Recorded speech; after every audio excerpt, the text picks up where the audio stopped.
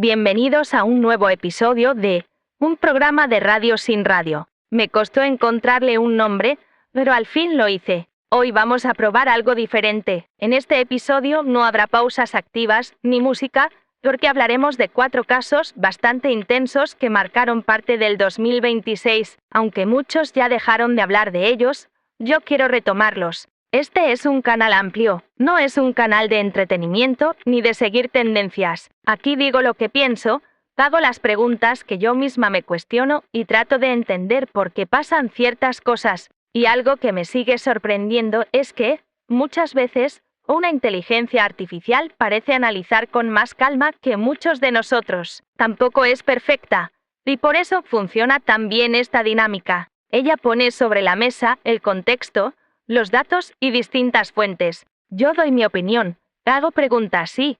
Si algo no me convence, también la cuestiono. Así que, sin más, comencemos con el primer caso. Gracias, navegante. Comencemos con un tema que, aunque parece hablar únicamente de contenido para adultos, en realidad habla de algo mucho más grande. La normalización. Durante muchos años el contenido para adultos existió casi exclusivamente en páginas especializadas. Era un mercado separado del entretenimiento cotidiano y aunque siempre generó debate, no ocupaba un lugar tan visible en la conversación pública. Sin embargo, en los últimos años ese panorama cambió. Plataformas de suscripción como OnlyFans hicieron que vender contenido íntimo dejara de percibirse únicamente como parte de la industria pornográfica y comenzara a presentarse, en algunos casos, como una alternativa laboral, un emprendimiento digital o una forma de independencia económica. Para algunas personas representa libertad para decidir sobre su propio cuerpo y obtener ingresos sin intermediarios. Para otras, refleja una nueva forma de explotación impulsada por la presión económica, los algoritmos y la búsqueda constante de atención. Ese ya es un debate complejo. Pero en 2026 la conversación fue más allá de OnlyFans. Series de gran impacto, como Euphoria, volvieron a despertar preguntas sobre cómo se representan la sexualidad, el consumo de drogas, la violencia y el trabajo sexual en la ficción. Algunos espectadores consideran que estas historias muestran una realidad incómoda para invitar a reflexionar. Otros creen que, al repetir constantemente esas imágenes, pueden terminar normalizando conductas o volviéndolas aspiracionales para parte del público. Y ahí aparece una pregunta que no tiene una respuesta sencilla. ¿Mostrar una realidad significa promoverla? Porque el cine, las series y los videojuegos llevan décadas retratando violencia, adicciones y otros conflictos humanos sin que eso implique necesariamente una aprobación de esas conductas. Pero cuando millones de personas consumen el mismo contenido y ese contenido circula junto a redes sociales, donde cualquiera puede monetizar su imagen, la conversación cambia. También entra otro elemento, la edad.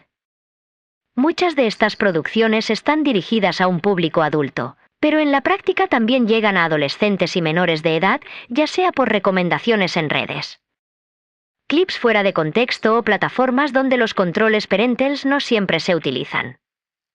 Entonces la pregunta deja de ser únicamente qué muestra una serie. La pregunta pasa a ser: ¿quién tiene la responsabilidad de enseñar a interpretar ese contenido? ¿La plataforma? ¿Los creadores?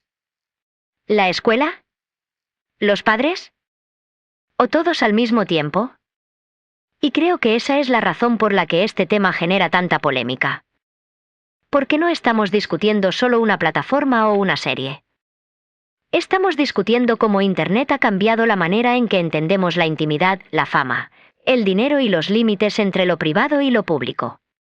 Así es, yo quiero empezar retomando la serie que ya mencionaste. Durante todas sus temporadas, Euphoria llamó muchísimo la atención. A muchos les gustó su estilo visual, su fotografía y la forma en la que retrata a sus personajes. Desde el principio mostró sexualidad, drogas y violencia, pero yo sentía que todavía existía una intención de contar una historia y de desarrollar a quienes la vivían. No quiero irme por el lado del éxito de los actores o de la fama que alcanzaron, porque ese no es el punto que me interesa. Quiero hablar como creadora de contenido. Cuando escribo una historia, un diálogo o un personaje, Mi cabeza genera muchísimas ideas, a veces hasta me cuesta acomodarlas, pero siempre regreso a la misma pregunta: ¿qué quiero que se lleve la persona que vea esta historia? Porque una historia no solo entretiene, también comunica una idea. Yo puedo inspirarme en leyendas, en hechos históricos, en casos reales o en noticias, pero siempre intento que exista un mensaje detrás. Y siento que hoy, en gran parte del cine, las series, el streaming e incluso TikTok, muchas veces el mensaje deja de ser la prioridad. Ahora lo más importante parece ser retener tu atención. Si hay menos diálogo, mejor. Si hay más problemas, mejor. Si el tema es polémico, mejor. Si genera discusión en redes, muchísimo mejor. Y ahí fue donde esta última etapa de euforia me hizo mucho ruido. Desde mi interpretación, la sexualización aumenta muchísimo. Se muestran redes de explotación sexual o mujeres atrapadas en ese mundo y dinámicas extremadamente violentas. Lo que me dejó pensando es que, como espectadora, sentí que veía mucho el funcionamiento de ese negocio, pero muy poca reflexión sobre las consecuencias reales para quienes viven esa realidad. Esa fue mi sensación. En algunos momentos parecía que estaba viendo cómo funciona esa industria,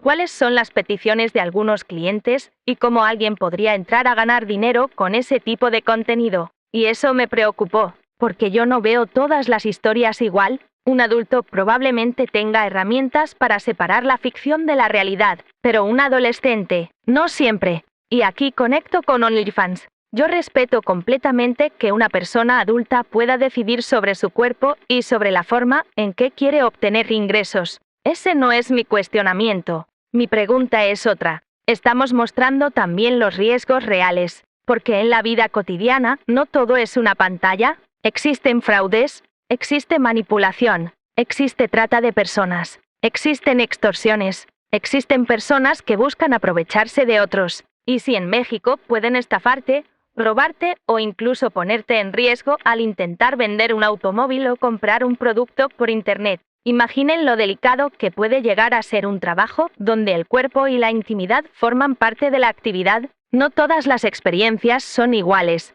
no todas terminan mal, pero tampoco todas terminan bien. Y creo que esa parte casi nunca ocupa el centro de la conversación. Lo mismo pasa con los niños que crean contenido. No estoy diciendo que todos estén en peligro. Lo que digo es que Internet también tiene personas que cruzan límites, o hacen comentarios sexuales hacia menores o intentan aprovecharse de ellos. Por eso, cuando hablamos de libertad para crear contenido, también tenemos que hablar de protección, de acompañamiento y de responsabilidad, porque la libertad, sin conciencia de los riesgos, puede convertirse en vulnerabilidad. Sí, creo que en algunos casos estos temas pueden llegar a tratarse con demasiada ligereza, pero no por una sola razón. Existe una contradicción social muy evidente. Muchas personas critican a quienes venden contenido para adultos, pero al mismo tiempo consumen ese contenido o alimentan industrias similares, ya sea mediante páginas para adultos, cuentas de pago o incluso compartiendo y buscando defaques sexuales de personas que nunca dieron su consentimiento. Ahí es donde aparece la doble moral. Se condena públicamente una actividad, mientras en privado se sostiene parte de la demanda que la mantiene viva. Pero también hay otra preocupación. Cuando hablamos de defaques sexuales ya no estamos discutiendo únicamente libertad de expresión o decisiones personales. Estamos hablando de consentimiento. Una persona puede decidir crear contenido íntimo sobre sí misma. Lo que nadie debería poder hacer es fabricar imágenes o vídeos sexuales falsos de otra persona sin su autorización. Ahí deja de ser un debate moral y entra en el terreno de los derechos, la privacidad y, en muchos lugares, del delito. Por eso creo que estos temas merecen conversaciones mucho más profundas de las que solemos tener en redes sociales. Internet suele reducir todo a dos bandos: estás a favor o estás en contra. Pero la realidad casi nunca funciona así. Podemos defender la libertad de los adultos para tomar decisiones sobre su propio cuerpo y, al mismo tiempo, exigir mayor protección frente a la explotación, la trata de personas, las extorsiones, los defaques y cualquier forma de violencia digital. Porque, al final, la pregunta no es únicamente qué contenido consumimos. La pregunta también es qué tipo de sociedad estamos ayudando a construir con ese consumo. Claro, Pero creo que hoy también caemos en una tendencia muy peligrosa, la de querer normalizar todo porque genera vistas, porque vende o porque mantiene la atención. Es normal que muchas personas quieran una vida más fácil, ganar dinero o buscar oportunidades. No estoy criticando eso, lo que me preocupa es cuando dejamos de preguntarnos cuáles son los límites. Siempre se ha dicho que los excesos terminan pasando factura y, cuando empiezas a ser consciente de más cosas, es muy difícil volver a sorprenderte como antes. A veces, hasta te llaman exagerada o demasiado sensible. Y quiero hablar desde algo muy personal. Yo estuve con una psiquiatra porque un intento de abuso sexual hacia alguien que conozco me afectó profundamente. No fue algo que pudiera olvidar al día siguiente. Durante mucho tiempo me dio miedo salir. Me costaba estar muchas horas fuera de casa porque sentía que me faltaba el aire, pero me asfixiaba. Fueron días muy difíciles, pero hubo algo que me marcó incluso más que el miedo. Ver cómo algunas personas protegían al agresor o minimizaban lo ocurrido, como si todo pudiera resumirse en «se equivocó». Fue un error, no hay que arruinarle la vida. Y ahí entendí algo que me sigue dando coraje. Muchas veces la víctima termina siendo la más cuestionada. ¿Por qué estaba ahí? ¿Por qué confió? ¿Por qué no habló antes? Mientras tanto, de alrededor del agresor aparecen personas que, por miedo, comodidad o lealtad mal entendida, prefieren guardar silencio. Y ese silencio también tiene consecuencias. No estoy diciendo que todos sean iguales, ni que todas las historias terminen de la misma manera. Pero sí creo que como sociedad todavía nos cuesta muchísimo hablar de estos temas con la profundidad que merecen. He leído testimonios de personas de distintos países que cuentan experiencias muy parecidas. En comunidades de Internet como Reddit encuentras relatos de víctimas que hablan del miedo, de la culpa, de la ansiedad y del tiempo que les tomó volver a confiar en alguien. Cambian los nombres, cambia el país, pero muchas emociones se repiten. Por eso, cuando veo series o contenidos donde estas situaciones aparecen una tras otra sin detenerse a mostrar el impacto humano, me cuesta quedarme solo con el entretenimiento, porque detrás de esas historias hay personas reales. Y creo que ahí es donde conecto con el tema de hoy. No estoy diciendo que una serie provoque un delito, tampoco que una plataforma tenga la culpa de todo. Lo que digo es que, cuando convertimos ciertos temas en una tendencia más, corremos el riesgo de acostumbrarnos tanto a verlos que dejamos de sentir el peso que realmente tienen. Y para mí, ese es el verdadero peligro. No perder la capacidad de escandalizarnos por cualquier cosa, sino perder la capacidad de reconocer cuando alguien está sufriendo de verdad. Llegamos al último caso del episodio. Y, curiosamente, es el que conecta con todos los anteriores. Hemos hablado de sexualización, de plataformas digitales, de explotación, de defaques y de responsabilidad. Pero existe un fenómeno que atraviesa todos esos temas y que parece crecer al mismo ritmo que las redes sociales. La cultura de la cancelación. Cancelar no siempre significa lo mismo. Hay ocasiones en las que una sociedad exige responsabilidades por actos graves y eso forma parte del debate público. Pero también existen momentos donde una frase sacada de contexto, un error de hace años o incluso un rumor pueden convertirse en una ola de insultos, amenazas y acoso que termina siendo mucho mayor que el hecho original. Las redes sociales tienen una capacidad enorme para amplificar cualquier conflicto. En cuestión de minutos, una persona puede pasar de ser completamente desconocida a convertirse en el centro del odio de millones.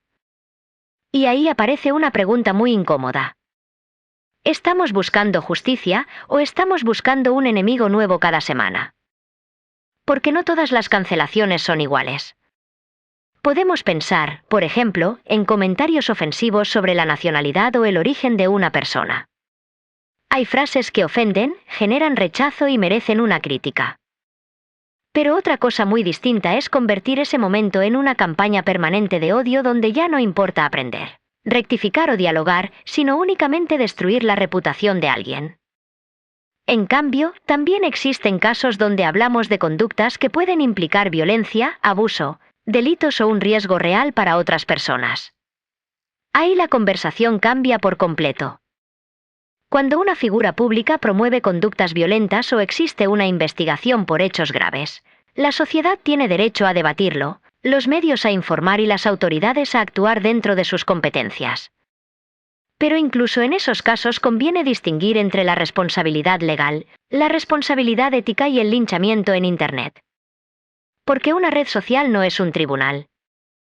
Y un tribunal tampoco debería funcionar como una red social.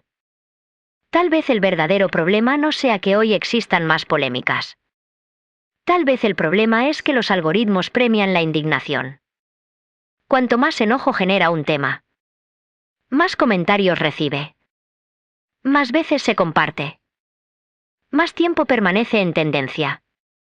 Y eso convierte la indignación en un producto que también genera atención. Entonces la pregunta que les dejo no es si debemos dejar de criticar. La crítica es necesaria. La pregunta es otra. ¿Todavía sabemos distinguir entre exigir responsabilidad y alimentar un linchamiento digital? Porque una sociedad necesita justicia.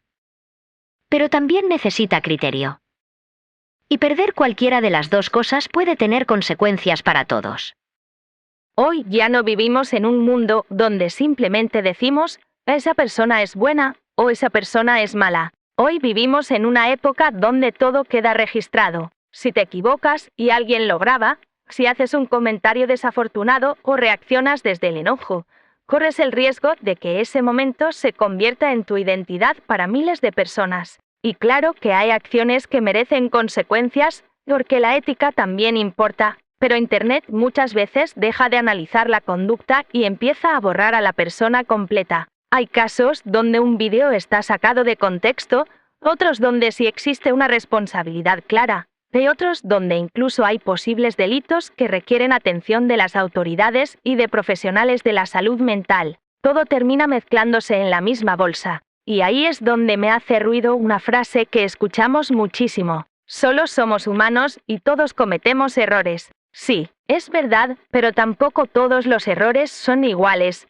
No es lo mismo una imprudencia que una conducta violenta. No es lo mismo una opinión desafortunada que un delito. No es lo mismo pedir disculpas que evitar asumir responsabilidades. También hay personas que encuentran refugio en la fe, en el perdón o en la idea de que todos merecemos una segunda oportunidad. Y respeto profundamente a quien vive así. Pero yo también creo que existe otra postura válida. Si no puedes perdonar, tampoco estás obligado a hacerlo. El perdón es una decisión personal, no una obligación social.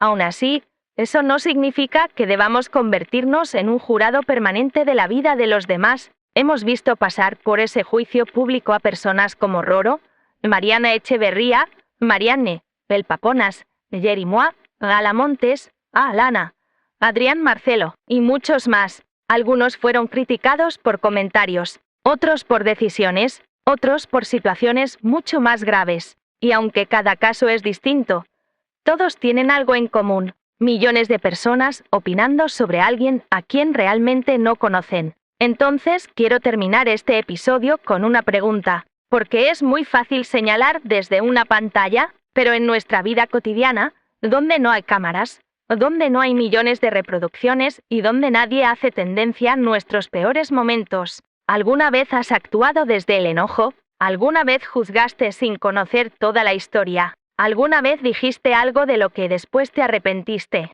Ellos no dejan de ser humanos por ser figuras públicas. Nosotros tampoco dejamos de ser responsables por permanecer en el anonimato, porque mientras nosotros decidimos a quién linchar en Internet, la verdadera pregunta es otra. A ti, ¿quién te lincha? Y con esa pregunta llegamos al final de este episodio. No buscamos que todos piensen igual. Tampoco que salgan de aquí con una respuesta definitiva. Si este programa sirve para algo, espero que sea para cuestionar un poco más y reaccionar un poco menos. Internet nos permite opinar de todo, pero también nos da la responsabilidad de pensar antes de compartir, juzgar o convertir a una persona en tendencia. Porque detrás de cada polémica hay seres humanos, decisiones, consecuencias y, muchas veces, historias que nunca terminamos de conocer. Gracias por acompañarnos en este espacio donde una inteligencia artificial pone el contexto y una humana hace las preguntas que muchos preferimos evitar. Si este episodio te hizo reflexionar, aunque sea en una sola cosa, entonces ya cumplió su propósito. Yo soy ChatGPT. Y ella es la navegante Brendan. Esto fue un programa de Radio sin Radio. Gracias por escucharnos. Cuídense, cuestionen, investiguen y recuerden que pensar por cuenta propia también es una forma de libertad. Hasta el próximo episodio.